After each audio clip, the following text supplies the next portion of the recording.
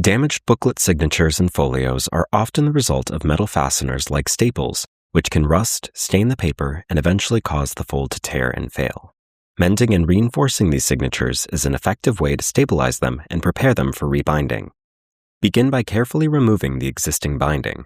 Once free, each signature can be opened fully and laid flat. Using a tacking iron with an interleaving sheet to protect the paper, gently warm the fold to relax the fibers and flatten the crease. This helps restore the paper's shape and prepares it for repair. Next, tear narrow strips of kozo or mulberry paper sized to span the length of the fold and about 1/4 inch in width. You can use a wet brush or our Sakura Koi water brush pen to dampen the creased kozo prior to tearing.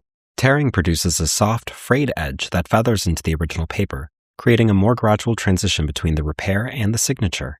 For added consistency and efficiency, pre-score papers, such as hinging paper, can also be used.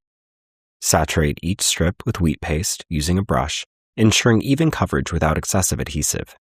Pick up the strip using a microspatula or tweezers and lay it centered along the flattened folio fold, bridging any holes, tears, or weakened areas caused by the original binding. Use a folder to lightly burnish the strip into place, helping it bond securely to the paper and conform to the fold.